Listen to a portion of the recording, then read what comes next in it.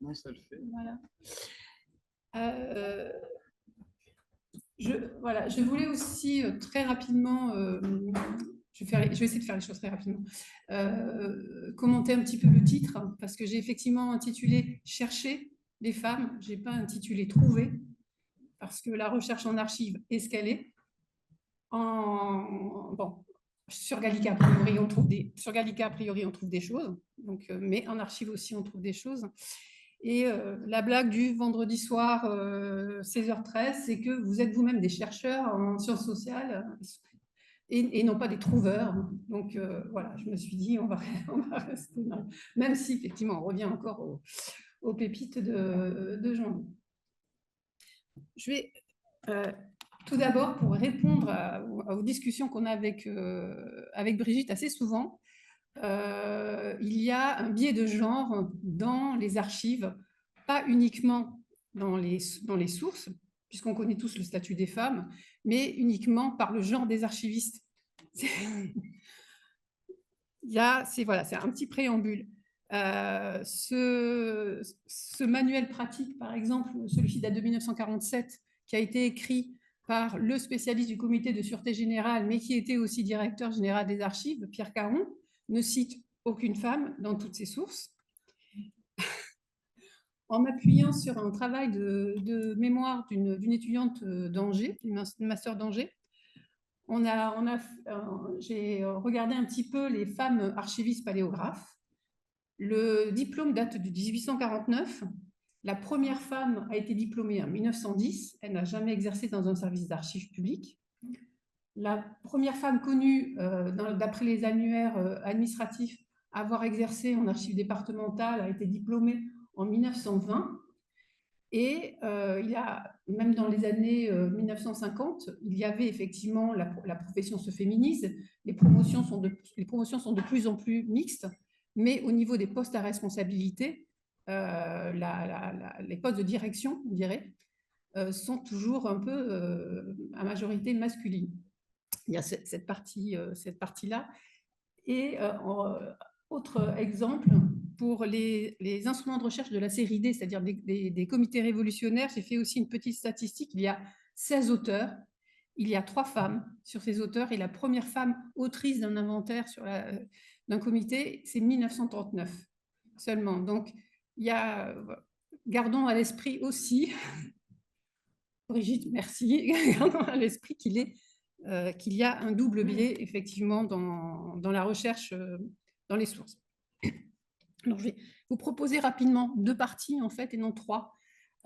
Une partie à partir des recherches par nom.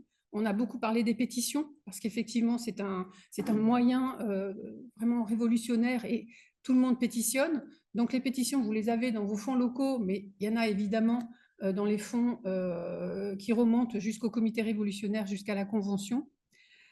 Et j'ai juste essayé de prendre 3 thèmes qui tournent autour effectivement de l'environnement, le thème de l'agriculture, le thème de la police sanitaire et le thème du commerce et de l'industrie. Parce qu'en fait, tout ce qu'on a vu depuis ce matin, on retombe toujours effectivement dans ces domaines.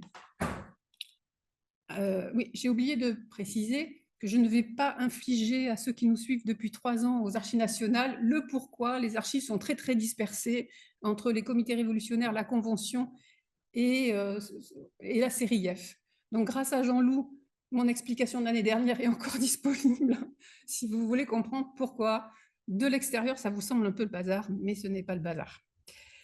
Donc tout ce qui concerne effectivement l'agriculture, en fait, sont répartis dans plusieurs sous-séries des archives nationales. Il y a bien évidemment le comité de l'agriculture et tous ses dérivés qui est dans la série D13, mais il faut aussi y aller dans les archives du Conseil exécutif provisoire et de la Convention dans la sous-série AF2 puis la série C, et il y a un ministère de l'Agriculture qui est la sous-série F10, où les archives commencent même avant, même de l'Ancien Régime.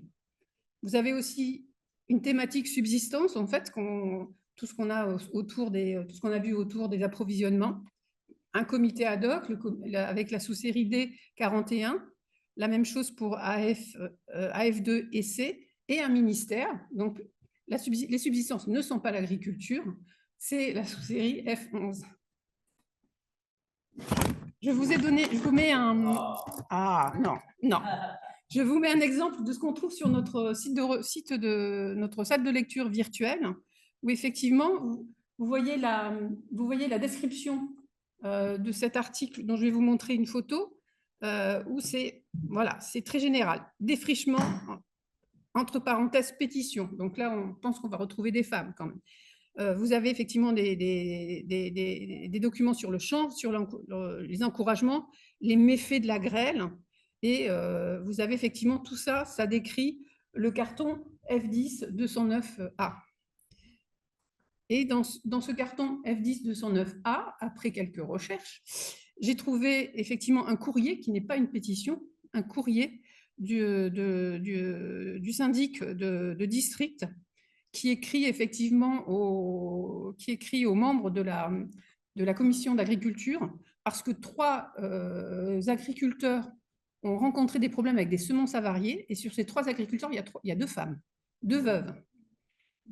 Et effectivement, elles sont présentées comme au même titre que leurs collègues, et effectivement, l'administrateur expose effectivement les soucis qu'elles ont, et donc effectivement les problèmes de manque de ressources qui vont découler des très mauvaises récoltes. Et elles ont signé toutes les 2, Veuve André et Femme Godard.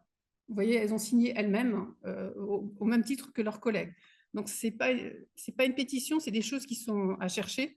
Et vous voyez que ça n'apparaissait pas dans l'inventaire, en fait. Donc, il faut s'armer de patience, en fait, pour ça. Il y a effectivement un thème... Du coup, c'est un thème qui est assez intéressant aussi, qui est l'hygiène ou la salubrité publique, qui bénéficie effectivement d'une sous-série à part qui s'appelle police sanitaire. Et en fait, dans cette sous-série, on a récupéré des documents qui venaient de plusieurs ministères, le ministère de l'Intérieur, mais aussi celui du Commerce et des Travaux publics. Donc, effectivement, on peut avoir une sensation de fourre-tout, mais non. Et en fait, cette sous-série, notamment, contient des documents qui sont on en parlait hier soir, qui ont trait à la police des professions médicales, puisque effectivement, après la fin des corporations, après la fin des académies de médecine et des écoles de médecine, il y a eu une période, tout le monde était médecin, donc un peu une anarchie, un besoin criant de vrais praticiens, et notamment pour les armées, de vrais chirurgiens, et non pas de simples barbiers. Et donc, il y a une réglementation qui se met en place, et qui demande à ce que les personnes qui exerçaient une profession dite médicale se fassent confirmer dans leur profession. Ça vaut pour les médecins, les officiers de santé, ça vaut aussi pour les pharmaciens. Et pharmaciens, cette période, on a toutes les dénominations, pharmaciens, apothicaires, herboristes, on a à peu près toutes les...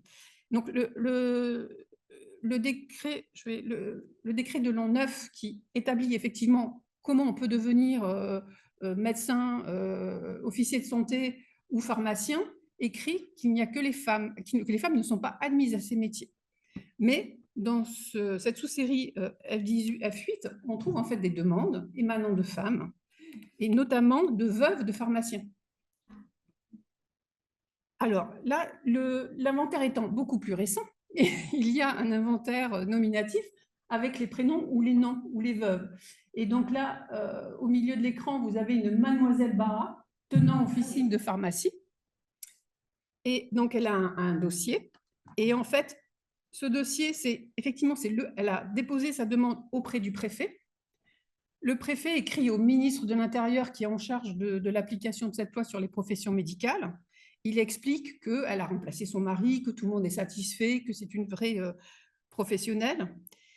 Et en fait, on trouve alors ce qu'on appelle en fait la minute, c'est-à-dire la trace de la réponse qui a été faite par l'administration et qui dit oui, d'accord, normalement, c'est une femme, elle ne devrait pas, mais bon, comme ça fait 10 ans qu'elle est pharmacienne et qu'a priori tout se passe bien, ok, on veut bien, on lui donne l'autorisation, puisque, bon, tout à la fin, c'est effectivement, on voit mal, mais puisqu'elle dirige cette officine depuis 10 ans, bon, allez, on veut bien, elle sera pharmacienne. Elle n'est plus pharmacienne, elle n'est plus pharmacienne sans titre, en fait. Et dans cette sous-série, il y a effectivement des femmes qui se présentent comme officiers de santé, qui se présentent comme chirurgiens. Il y a effectivement, oui. Alors bon, chirurgien, on est encore à l'époque des chirurgiens barbiers, on n'est pas encore. Mais quand même, elles se présentent comme étant des professionnels de la santé. Et donc là, ça reste, elle demande à être effectivement agréée dans cette profession. Alors, je voulais faire un petit focus sur une sous-série qui, je pense, n'est pas très consultée, parce que pas connue, je pense, qui est en fait la sous-série F0, parce que c'est la première sous-série de F, et qui consiste en fait en 7000, je pense, 7000 registres d'enregistrement de la correspondance par le ministère de l'Intérieur. Tous ne concernent pas, en fait, concernant la Révolution, on n'en a pas 7000, mais en fait, ça va jusqu'à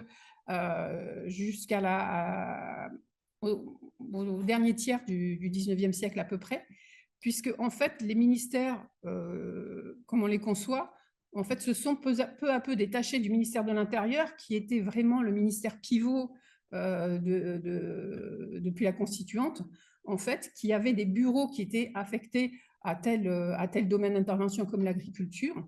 Et donc, les demandes arrivaient au service de l'enregistrement de la correspondance, et il y avait des registres. Et on enregistrait la correspondance avant qu'elle soit répartie dans les différents bureaux. Donc, vous avez comme ça, si dans les liasses, dans les cartons, vous ne trouvez pas vraiment de pétition ou de correspondance, il faut prendre le temps d'aller dans ces registres, parce que peut-être que la correspondance s'est perdue dans le bureau auquel elle a été affectée, mais le registre vous dit qu'elle est arrivée. Et selon les années, il y a une petite analyse de la demande, et il y a surtout le service, le bureau auquel elle a été affectée. Donc là aussi, c'est l'inventaire qui vous permet d'y accéder. Donc, vous voyez, dans cette partie-là, en fait, on reprend les thématiques, hospice et secours, enregistrement à l'arrivée, et vous avez effectivement toute une série de registres concernant effectivement l'enregistrement du courrier arrivé au ministère de l'Intérieur, mais qui concerne la thématique hospice et secours. Et là, ouais, alors effectivement, comme ce sont des gros registres, la numérisation est aléatoire, mais vous avez effectivement, vous voyez donc la colonne de gauche, c'est un numéro d'enregistrement, vous avez une date, vous avez l'expéditeur, vous avez l'analyse, et vous avez soit la réponse, le résumé de la réponse, soit le bureau à qui cette demande a été envoyée. Donc, ça permet parfois de reconstituer un petit corpus si on pense voilà, si le corpus n'est pas assez suffisant, si on pense qu'on n'a pas assez de matière, parce que 3 pétitions, 3 demandes, ça peut pas, on a du mal peut-être à généraliser, à en tirer des réflexions. On a effectivement ce genre de sources. On n'a pas accès à la formulation, on n'a pas accès à la matérialité de la demande, on a accès à la trace de l'arrivée de la demande. Ça peut être effectivement, alors, notamment pour toutes les archives concernant les finances qui ont brûlé en 1871, on peut retrouver, c'est très long et fastidieux, je ne vous le cache pas, mais on peut retrouver des choses quand même. C'est un petit peu, voilà, vous avez là, dans cette partie hospice et secours, vous avez des demandes d'admission. La première ligne, c'est effectivement la veuve Guénaud qui demande à être admise aux incurables. Et quand on retrouve dans F8 la lettre de Madame Guénaud, où elle explique pourquoi elle demande à être admise aux incurables. Donc, on est beaucoup dans la demande, effectivement, dans l'explication de la pauvreté, de l'isolement. On revient beaucoup à ce qu'a décrit Brigitte. Mais effectivement, c'est la preuve quand même de tout un circuit administratif de demande individuelle avec un traitement qui peut être effectivement, qui peut aboutir ou pas. Je vous ai fait rapidement une deuxième partie que j'ai appelée les nombres, parce qu'en fait, c'est là aussi une sous-série que peut-être peu d'entre vous ne connaissent pas. Alors là, effectivement, on n'a pas du tout de dossier individuel, mais ça peut vous aider, vous, à mettre en perspective des groupes, des statistiques. C'est une sous-série qui s'appelle F20, statistiques, et qui est là aussi en 1812. En fait, il existe un bureau de la statistique au ministère de l'Intérieur. Ce bureau va devenir en 1830 un service au ministère du Commerce. Et c'est un service qui va faire l'aller-retour entre l'intérieur, le commerce, l'industrie. Et au fur et à mesure des versements aux archives nationales, en fait, il a été décidé d'en faire une sous-série à part. Et vous avez donc là, vous avez l'inventaire tel qu'il apparaît. Et vous avez des recensements et des tableaux récapitulatifs. Et là, j'ai trouvé effectivement le recensement de la population d'Isère au 1er janvier 1806. Alors, c'est par arrondissement, mais vous avez effectivement les statistiques, c'est selon ce qu'on leur demande. Hein. Les garçons, les filles, les hommes mariés, les femmes mariées, les veufs, les veuves, le total et les militaires sous les drapeaux. Mais à une autre période, je ne sais pas si on va le voir, à une autre période, en fait, on a hommes et femmes de tous âges, hommes et femmes mariés. Donc, en fait, on peut en déduire les jeunes femmes qui ne sont pas encore mariées ou les jeunes hommes qui ne sont pas encore mariés. Ça, en plus d'avoir une idée de la population du département, on peut avoir effectivement des choses un petit peu, ça peut vraiment effectivement vous aider à avoir des comparaisons, des termes de comparaison. Je vais m'arrêter là parce que je sais que le temps tourne et du coup, j'ai zappé la sorcière de... j'ai trouvé une sorcière dans F8 et je la montrerai à... Ah non. Il faut que je la cherche, elle est dans mes trucs.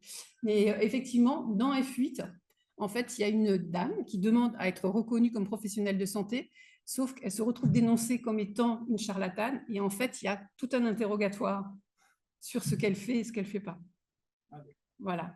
Donc, effectivement, il y a là aussi, c'est trouvé au détour d'un dossier, en recherchant effectivement, dans F8, il y a 1788 dossiers individuels, il y a 36 femmes, 2%, et en fait, sur ces 36 femmes, il y en a la moitié qui proposent des recettes et des remèdes nouveaux, des remèdes secrets et des recettes, et il y en a que effectivement 17 qui demandent à être agréés au corps de santé. Donc voilà, s'il y a besoin, après, nous sommes effectivement, mes collègues et moi, nous sommes là. Je vous remercie.